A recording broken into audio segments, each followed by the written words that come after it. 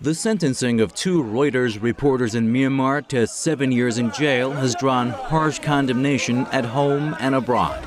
Many rights groups have denounced their conviction as a blow to press freedom. Aung and Kyaw, the 2 journalists were probing the killing of Rohingya Muslim minority in the country when they were arrested in December. And our position throughout has been that both of our reporters are clearly innocent of any crime, but that this was an attempt by the police to entrap them, to block them from reporting on the massacre of these 10 Rohingya Muslim men and boys.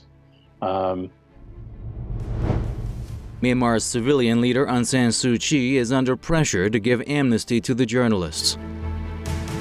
However, in a June interview with NHK, SuuKyi defended the prosecution, saying she trusted the judicial process.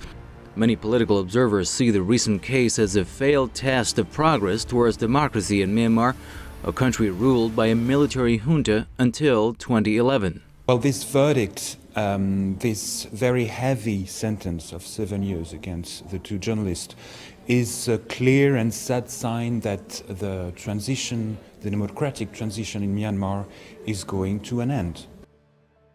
The case of the Rohingya Muslims, however, has been in the making for decades. This persecuted minority group has been robbed of its identity in their homeland, with the government preventing them from work and a decent life. The extreme Buddhists have also added to the human rights violations of this minority group.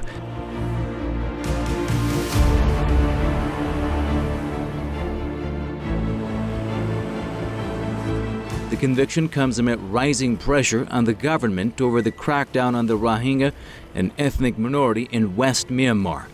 A UN fact-finding mission dropped the bombshell last week, stating that Myanmar's military carried out mass killings and gang rapes of Rohingya with genocidal intent.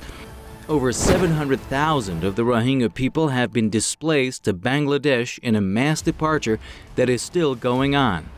Yet, despite a raft of condemnations and statements by the international community, there has been a total failure to put an end to the systematic annihilation of Rohingya Muslims by holding the criminals accountable. Accountability is the only way to end the ongoing genocide and prevent future acts of inhumane crime. As we operate here, just as we operate anywhere else, and being able to tell the news and to report the news, to establish facts, to do that impartially, to do that fairly. That's what we see as our mission. That's what we see as our contribution. I know that's a view that Aung and Kyaw, our reporters who are in prison, share. That's what we want to do here. And absent the ability for a free press to operate in that way, it's corrosive to democracy, it's corrosive to accountability, it's corrosive to justice and the rule of law. Many lives are still at stake in Myanmar. Although rights violations against the Rohingya Muslims have been ongoing, it is only until recently that the U.S. administration has realized the atrocities committed against them. When it comes to Burma, it's one that really, if you talk to any Security Council member, it is extremely concerning. Because unlike any other issue, when there is a problem, we discuss the problem, we talk to the government, it moves forward. In this situation, we still have a government that's in denial.